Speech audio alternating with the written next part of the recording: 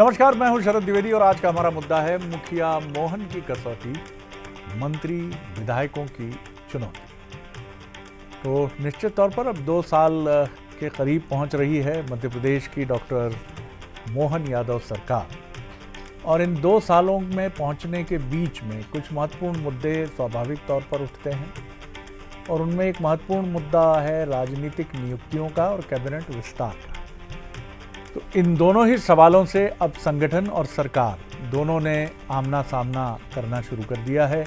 किसे लिया जा सकता है, पॉलिटिकल अपॉइंटमेंट्स क्या क्या होंगे, मंत्रिमंडल का विस्तार क्या होगा। मोटे तौर पर जो दिल्ली यात्राएं हुई हैं मुख्यमंत्री जी की और प्रदेश अध्यक्ष हेमंत खंडेलवाल जी की, उसमें आमतौर पर ये समझा जा रहा है कि एक मोटे तौर पर ये राय शुमारी हो चुकी है कि हाँ, आप आगे बढ़िए, लेकिन पूरी प्रक्रिया ऐसी हो कि वो और मजबूत करे संगठन और सरकार को, और कहीं कोई ऐसी चीज़ ना हो जो परेशान करे। तो अब सहमति इसी बात की बनाने में जुटी है सरकार भी और संगठन भी कि सब कुछ बहुत स्मूथ हो। राजनीति में यही सबसे बड़ा काम है, जहां नाराज़ फूफा और मौसाओं को मनाने की तैयारी होती है। छूट जाते हैं जो आ जाते हैं उनकी तो बल्ले बल्ले है ही, लेकिन जो छूट गए उनकी बड़ी कठिनाई होती है, क्योंकि ये नाराज़ फूफा लोग न जाने क्या कर दें। जैसा कुमार विश्वास जी कहते हैं कि एक भूरे बाल वाले फूफा जी जो हैं वो तो कहर ढा ही रहे हैं इस समय।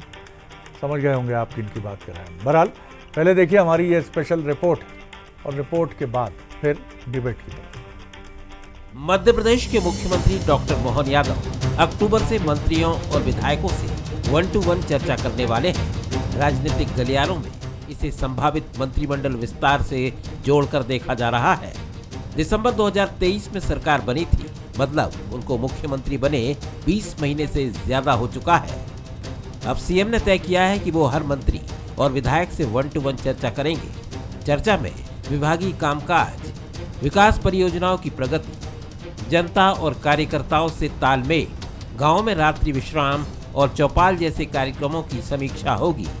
बताया जा रहा है कि मुख्यमंत्री के सामने विधायकों के आगे के कार्यकाल के रोड मैप और निधि खर्च का ब्यौरा भी रखा जाएगा। इस कवायद को मंत्रिमंडल विस्तार से जोड़कर देखा जा रहा है। फिलहाल प्रदेश में मुख्यमंत्री समेत 31 मंत्री हैं, जबकि नियम के मुताबिक 35 मंत्री हो सकते हैं, यानी 4 पद खाली हैं। ऐसे में उम्मीद जताई जा रही है कि समीक्षा बैठकों के बाद कुछ नए चेहरे मंत्रिमंडल में शामिल किए जा सकते हैं। वहीं जिन मंत्रियों का रिपोर्ट कार्ड कमजोर पाया जाएगा, उनका भविष्य दांव पर लग सकता है। माना जा रहा है कि इस विस्तार में पिछड़े वर्ग, महिलाओं, युवाओं और जनजातीय समुदाय को ज्यादा प्रतिनिधित्व मिल सकता है। इसको लेकर सियासी गलियारों में बयानों की फुलझड़ियां भी जल पड़ी हैं। जनता के प्रति जो हमारी जवाबदेही है, जो हम जनता को वादा करके आए हैं, वो किस प्रकार से कैसे चीज़ें आगे बढ़ रही हैं, इस प्रकार की समीक्षा करना आवश्यक है। और मुझे लगता है किसी विभाग में कोई समस्या है तो भी उस समय उस पर भी चर्चा होगी। कोई विभाग अच्छा काम कर रहा है, उसको शाबाशी मिलेगी। कोई विभाग कमज़ोर काम कर रहा है तो निश्चित तौर पर और अच्छा कैसे करें, उसके लिए कुछ चर्चा होगी। तो ये तो बड़ा स्वस्थ वातावरण है कि परिवार का मुखिया परिवार के साथ बैठ रहा है, चर्चा कर रहा है। विकास के कार्यों पे तो कोई ध्यान नहीं दे रहा है, और न कार्य हो रहे हैं, लेकिन भ्रष्टाचार चरम सीमा पर है। विधायक लोग खुलेआम जिस तरह से लड़ाई झगड़े कर रहे हैं, गाली गलौज कर रहे हैं, मारपीट पे उतारू हो रहे हैं, ये ऐसी शिकायतें लगातार भारतीय जनता पार्टी के लोगों की आ रही हैं। तो ये चिंता का विषय मुख्यमंत्री का है। सीएम डॉक्टर मोहन यादव ने इससे पहले भी मंत्रियों की एक रिपोर्ट तैयार कराई थी, जिसे केंद्रीय नेतृत्व को भेज दिया गया था। अब 1-to-1 चर्चा में ये साफ संदेश दिया जा रहा है कि कामकाज पर सख्ती होगी। पार्टी और जनता दोनों की कसौटी पर खरे न उतरने वाले नेताओं पर गाज भी गिर सकती है। राजनीतिक गलियारों में चर्चा है कि अक्टूबर की बैठकों के बाद मंत्रिमंडल विस्तार की रूपरेखा सामने आ सकती है। कुल मिलाकर डॉक्टर मोहन यादव की जवाबदेही की इस नई कसौटी पर सबकी नजरें हैं, जो मंत्रियों और विधायकों के सियासी भविष्य का समीकरण तय करेंगी। हमारा सवाल देख लीजिए, क्या मुख्यमंत्री डॉक्टर मोहन यादव की 1-to-1 चर्चा से मंत्रिमंडल विस्तार की रूपरेखा तय होगी? मुख्यमंत्री की समीक्षा संगठन की कसौटी है या सियासी समीकरण साधने की रणनीति? क्या कमज़ोर रिपोर्ट कार्ड वाले मंत्रियों की कुर्सी सुरक्षित रहेगी? ये बड़ा सवाल है। जो मेहमान हमारे साथ हैं उनसे मिलिए। मेरे साथ स्टूडियो में है वरिष्ठ पत्रकार, राजनीतिक विश्लेषक संदीप पौराणिक जी। बहुत स्वागत करता हूँ। हमारे editor political affairs, executive editor political affairs Manoj Saini ji हमारे साथ हैं, उनका बहुत स्वागत करता हूं। और जितेंद्र मिश्र जी हैं, प्रवक्ता हैं, कांग्रेस के युवा नेता हैं, अपने ख़ास तौर से फैशन से जुड़े, सर क्षमा कीजिएगा, ट्रेंड के लिए पहचाने जाते हैं। और ये बड़ी अच्छी बात है कि ये उनके जीवंत व्यक्तित्व का परिचायक है। राजनीति में आने का मतलब ये नहीं है कि आप इन सब से मुंह मोड़ लें, और क्योंकि कोई मुंह तो मोड़ नहीं पाता है, कई बार वो स्वांग करने में ही अधिक जुट जाता है। बहरहाल यशपाल सिंह सिसोदिया जी हैं हमारे साथ, वरिष्ठ नेता बीजेपी के, पूर्व विधायक और बहुत ही शालीन और सज्जन, और पहले पत्रकार भी रहे हैं, तो उनसे बात करने का आनंद ज़बरदस्त होता है। मनोज, इस खबर पर आपने काम किया है, इस खबर को आपने डेवलप किया है, और अब संकेत पहले क्या मिल रहे हैं, कब तक हमें संगठन की नियुक्तियां, पॉलिटिकल अपॉइंटमेंट्स, और कब तक हमें मंत्रिमंडल विस्तार, क्या ये सब चरणबद्ध रूप से होगा, थोड़ा सा समझाइए।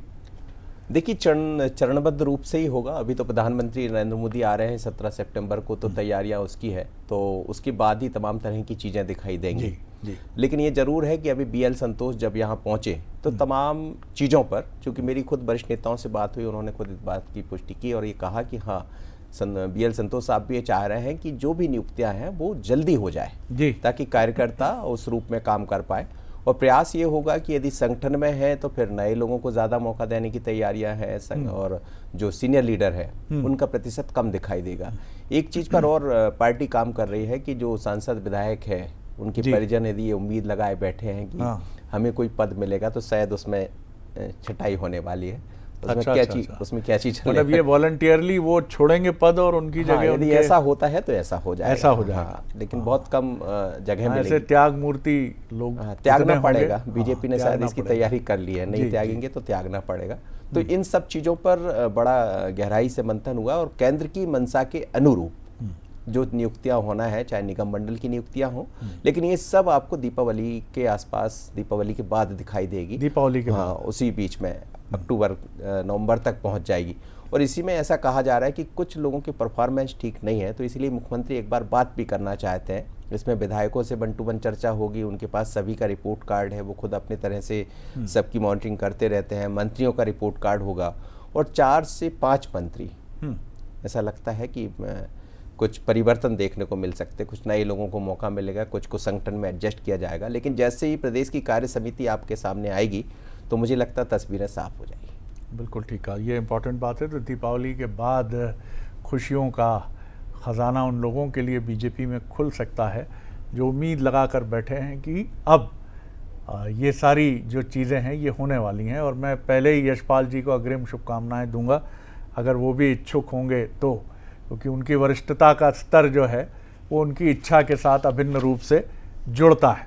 जी संदीप जी, एक छोटी टिप्पणी आपकी। शरद जी, बात ठीक है कि मुख्यमंत्री अपने मंत्रिमंडल की एक्सरसाइज कर रहे हैं। स्वाभाविक सी एक बात है कि कोई भी नेता या कैप्टन अपनी टीम का समय समय पर रिव्यू करता है कि उसका कैसा काम है, कैसा व्यवस्थाएं हैं या कैसे काम चल रहा है।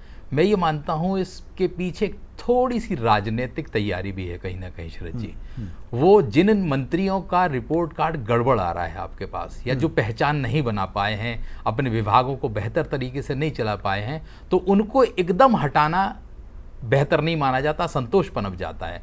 तो मुझे लगता है कि मुख्यमंत्री उस बैठक में उन्हें बताएंगे कि आपका रिपोर्ट कार्ड क्या है, आपने विभाग का संचालन कैसे किया है, आप बेहतर तालमेल नहीं बना पाए, सरकार की छवि नहीं बना पाए, तो उन्हें हटाना बहुत आसान हो जाएगा। मुझे लगता है कि अगर कार्य समिति, जैसा मनोज जी कह रहे हैं, पहले कार्य समिति बनती है और बाद में मंत्रिमंडल का विस्तार होता है, तो बदलाव बहुत ज़्यादा देखने को हमें मिल सकता है। और अगर पहले मंत्रिमंडल का गठन हो गया तो ये मान के चलिए कि आप ज़्यादा छटनी के आसार बनेंगे, क्योंकि उन्हें संगठन में एडजस्ट करने की भी संभावना बनेगी। फिर बिल्कुल आपने ये ठीक कहा, और ये संभावना अगर बाद में होता है विस्तार तब भी बनी रह सकती है कि महत्वपूर्ण दायित्व तो संगठन में देकर, लेकिन ये बहुत टफ एक्सरसाइज होगी और इसमें पसीने छूट जाते हैं। बहरहाल जितेंद्र जी, एक छोटा कमेंट आपका, फिर यशपाल जी से मुकम्मल जवाब लेने का प्रयास। जी शरद जी, किसी भी मुख्यमंत्री का अधिकार होता है कि वो मंत्रिमंडल का विस्तार जब चाहे जब कर सकते। अभी मनोज जी ने कहा कि 4 से 5 मंत्री, ये मुझे नहीं लगता है कि 4 से 5 मंत्रियों का विस्तार किया जाएगा। 1 या 2 मंत्री का विस्तार हो जाए तो बहुत बड़ी बात है। क्योंकि भारतीय जनता पार्टी की जो इस समय हालात देखने में आ रहे हैं, किसकी समीक्षा करेंगे और आप किसको हटाएंगे? जैसे अभी आपने भी कहा कि पसीना आ जाता है। 11 विधायक जो मंत्री आपने बना दिए, वो मंत्री बनाए जो दूसरे दल से लेकर के आए थे, किसी शर्त के अनुसार ही तो मंत्री बनाया था। उन्हें हटा दीजिए, आप समझ में आ जाएगा कि भारतीय जनता पार्टी की हालत कितनी पतली हो जाती है। क्योंकि वो मंत्रिमंडल नैसर्गिक मंत्रिमंडल नहीं है, वो कहीं ना कहीं दूसरे दल के लायक कार्यकर्ताओं को एडजस्ट किया गया है। उन्हें हटाने का साहस मुझे नहीं लगता कि मुख्यमंत्री जी कर पाएंगे। एक चीज, दूसरी चीज, ये जो नाराज फूफा और मौसा वाली बात आपने कही, ये भारतीय जनता पार्टी के अंदर अभी भी चल रहा है। चाहे विधायकों की स्थिति देख लीजिए, चाहे मंत्रियों की स्थिति देख लीजिए।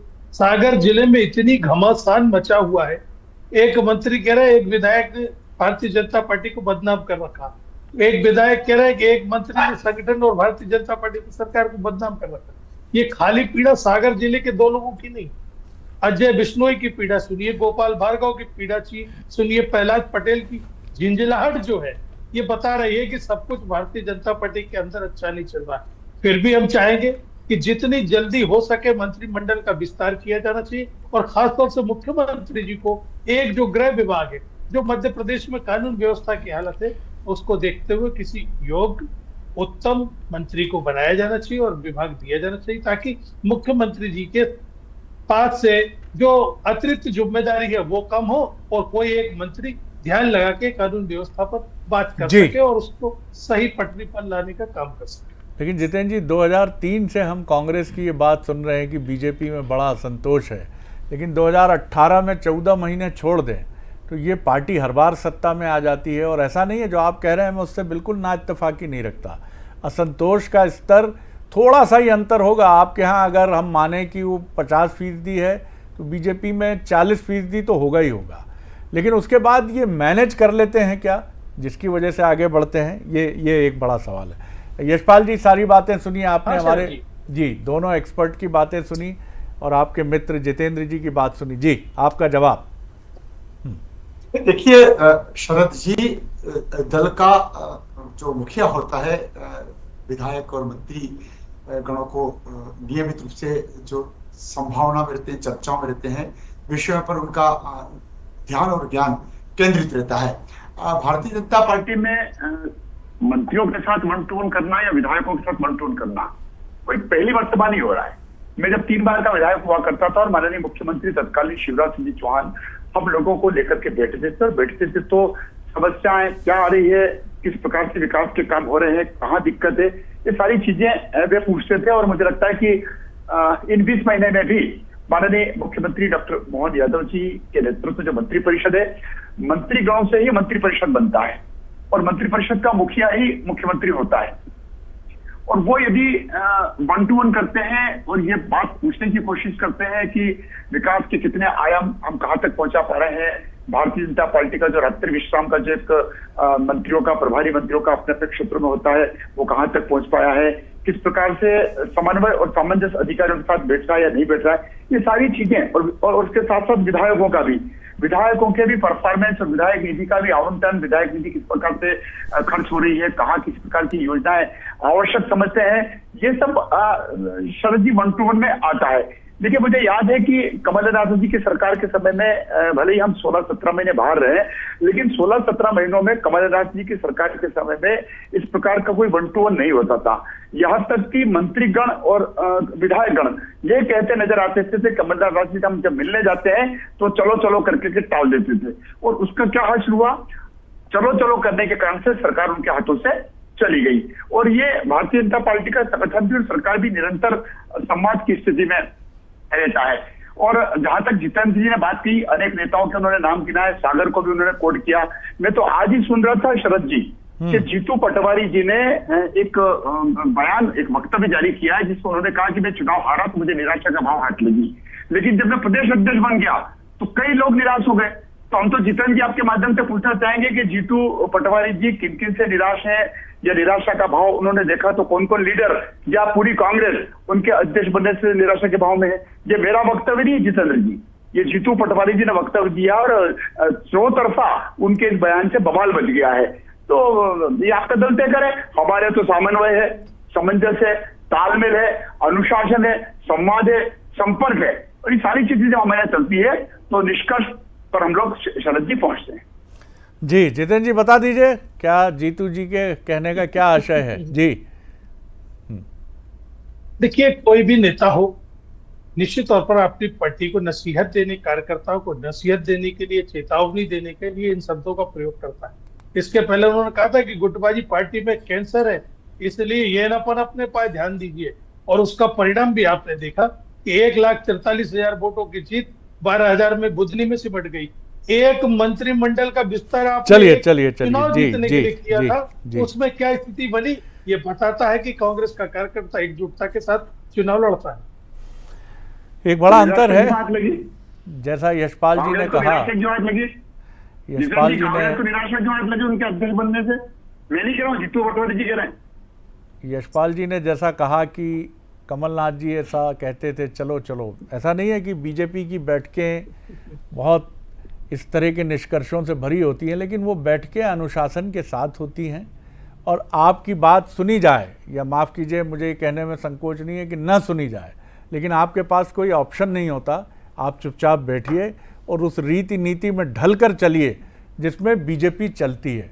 वहाँ अगर कोई प्रदेश अध्यक्ष जीतू पटवारी जी की तरह कह दे तो उसके अर्थ बड़े ज़बरदस्त मान लिए जाते हैं कि कोई बीजेपी का प्रदेश अध्यक्ष कह दिए कि जब मैं अध्यक्ष बना तो निराशा, कई लोग निराश हो गई। ये अगर बीजेपी में कह दिया तो ये गुनाहे अजीम है, ये इससे बड़ा कोई अपराध हो नहीं सकता। क्यों संदीप जी? स्वाभाविक बात है शरद जी की बीजेपी में जो अनुशासन है, निश्चित तौर पर असंतोष है, लोकतंत्र की कमी है, उसे अंदर ही रखा जाता है, बाहर कभी नहीं आता। ये अनुशासन का जो डंडा है पार्टी के अंदर, वो हमेशा चलता रहता है, और कांग्रेस की जो कमी है वो अनुशासन का डंडा ना चलना है। तो जो अनुशासनहीनता दिखती है उसके पीछे बड़ा कारण यही है। बिल्कुल, और इसीलिए जो मन की कई बातें कांग्रेस के नेता कह देते हैं वो ठीक है, पार्टी के लिए कितनी उपयोगी हैं या उनके व्यक्तिगत रूप से उनके मन की पीड़ा को या उनके मन को भाव व्यक्त करने के लिए कितनी उपयोगी हैं, लेकिन वो शिगुफा बन जाती हैं बाहर, और बीजेपी और मीडिया उसको जिस रूप में देखता है, विश्लेषण करता है, वो कम से कम कांग्रेस के लिए तो अच्छा नहीं है। मनोज?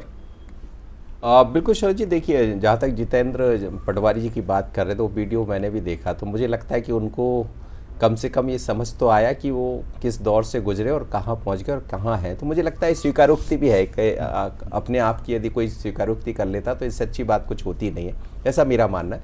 लेकिन जहाँ तक भारतीय जनता पार्टी की बात करें तो निश्चित रूप से हम जिस विषय पर है वो विषय यही है कि अब पार्टी 2028 की तरफ, 29 की तरफ बढ़ने वाली है, तो उसका असर आपको दिखाई देगा। प्रदेश अध्यक्ष भी बदले, जाहिर है वो अपनी टीम नई गठित करना चाहेंगे, और सामंजस्य के साथ, संगठन या सत्ता दोनों के सामंजस्य के साथ कैसे और बेहतर तरीके से बढ़ा जाए, इसीलिए 1-to-1 की प्रक्रिया आपको दिखाई देगी। लेकिन ये 1-to-1 बहुत अलग तरह का है, इसमें अलग अलग कुछ पॉइंट्स भी होंगे जो मुख्यमंत्री जी ने शायद दिए भी हैं कि वो इस पर काम कर रहे हैं। तो जब यदि कोई विधायक सामने बैठेगा, जो चुनौती की हम बात कर रहे हैं कि आखिर चुनौती क्या होगी, तो विधायक को ये समझ कर आना पड़ेगा कि उसकी एक पूरी रिपोर्ट मुख्यमंत्री के पास है, और उसी रिपोर्ट के आधार पर चाहे वो निगम मंडल में जगह मिलना हो या मंत्रिमंडल में जगह मिलना हो या किसी की छुट्टी होना हो, वो सब दिखाई देगा। तो इसकी बहुत तरीके से मंथन हो चुका है, चिंतन हो चुका है, लेकिन बड़ा मंथन जो होने जा रहा है वो 1-to-1 में दिखाई देगा। बिल्कुल, और बीजेपी की ये जो टीम है, जिसे आप टीम बीजेपी कहिए, ये टीम बीजेपी और केंद्र की जो बीजेपी है, ये दोनों मिलकर ये तय मानिए कि ये एक नए मॉडल के साथ आगे बढ़ेंगे, और इस मॉडल में गलती के लिए जगह नहीं होगी। तो जो भी परफॉर्मर होंगे मिनिस्टर्स, या तो उनको एक चेतावनी देकर कह दिया जाएगा कि अच्छा करिए, नहीं तो अगली बार हम आपको बचा नहीं पाएंगे। बराबर। जितेंद्र जी, एक छोटी टिप्पणी आपकी, कम वक्त है, संक्षेप में, फिर यशपाल जी की तरफ चलूँगा। जी चलो जी, ये जो विस्तार की बात हो रही, समीक्षा की बात हो रही, मुझे लगता है इसमें भ्रष्टाचार भी एक बहुत बड़ा मुद्दा होना चाहिए मुख्यमंत्री जी को समीक्षा करने के लिए। कल ही में सुन रहा था, एक मंत्री से जब पूछा गया कि आपके यहाँ 52 किलो सोना और 11 करोड़ रुपए नगद मिले, तो उन्होंने कहा जांच एजेंसी इस पर अपना काम कर रही है। तो ये बात तो मंत्री जी को स्वीकार करना पड़ेगी, या मुख्यमंत्री तक पहुंच गई होगी कि 52 किलो सोना और 11 करोड़ रुपए एक सिपाही के कहीं ना कहीं उनके समय के भ्रष्टाचार में तो इकट्ठे हुए। अब उसकी जांच रिपोर्ट कब आएगी और इस तरह के मंत्रियों पर कार्रवाई होगी, तो हम मान के चलेंगे कि मुख्यमंत्री जी की नीयत साफ है और वो प्रदेश में स्वच्छ प्रशासन देना चाह रहा है। जिस तरीके का वादा किया था कि भ्रष्टाचार मुक्त प्रशासन देंगे, अन्यथा इस बात को लगेगा कि कहीं ना कहीं खाना पूर्ति हो रही है। यशपाल जी, देखिए शरद जी, भारतीय जनता पार्टी का संगठन और सरकार, सत्ता और संगठन दोनों मिलकर के सामंजस्य और समन्वय के साथ सारे निर्णय को अंगीकार करते हैं, उसको स्वीकार करते हैं। और जैसा कि संदीप जी ने बताया, जैसा कि मनोज जी ने बताया कि प्रदेश की कार्य समिति है, निगम है, मंडल है, मंत्रिमंडल का संभावित विस्तार, जिसका अधिकार या ये कहें कि जिसको करने का निर्णय का जो विवेक होता है माननीय मुख्यमंत्री जी का होता है, इन सबके बीच में से भारतीय जनता पार्टी के जो संगठनात्मक दृष्टिकोण से जो काम है शरद जी, वो हम माननीय प्रधानमंत्री नरेंद्र मोदी जी का जन्म जयंती अवसर हो या महात्मा गांधी जी का 2 अक्टूबर से, हम तो लगातार कार्यक्रम कर रहे हैं। और संगठन का एक बड़ा तबका हमारा संगठन के माध्यम से जो काम हमको प्राप्त हो रहे हैं, उनको जमीन पर उतरना, विकास की संभावनाएं भी अनंत है और अनंतता की ओर बढ़ रहे हैं। ये अलग बात है कि अभी आपने कांग्रेस के एक नेता का बाइट सुनाई है और उन्होंने कहा कि विकास नहीं हो रहा है। मध्य प्रदेश में अगर विकास नहीं होता तो शायद भारतीय जनता पार्टी का भी वही हश्र होता जो कांग्रेस का हुआ है। नई बीजेपी का जो मॉडल है वो मॉडल नए लोगों को मौका देने का है, परफॉर्मर्स को आगे लाने का है और बाकियों से ये आग्रह करते हुए उन्हें ये कहने का है कि आपको पूरे अवसर मिले। याद करिए प्रकाश जावड़ेकर, याद करिए रविशंकर प्रसाद, याद करिए और ऐसे कई नेता आप याद करते चले जाएंगे और आपको लगेगा कि बड़े नाम थे ये तो। और अगर पिछली बीजेपी होती जो 2014 के पहले वाली थी तो ये नाम कैरी ऑन होते रहते अपनी वरिष्ठता की वजह से। लेकिन ये नई बीजेपी है और ये नई बीजेपी इसी मॉडल के साथ आगे बढ़ रही है। इसका कहना है कि वरिष्ठता का पूरा सम्मान है, लेकिन इसका ये भी अर्थ नहीं है कि परंपरा से आप पदों पर बने रहें और ख़ास तौर से ऐसे पद जो कहीं ना कहीं संवैधानिक हैं और अपनी संवैधानिकता के चलते राजनीति की या राजनेताओं की एक अनिवार्यता भी दुर्भाग्य से मान लिए जाते हैं। तो तय मानिए मध्य प्रदेश में ये जो कुछ भी घटेगा मंत्रिमंडल विस्तार में, उसमें कुछ चौंकाने वाले फैसले होंगे तो चौंकिएगा बिल्कुल। आप सभी मेहमानों का बहुत शुक्रिया। नमस्कार।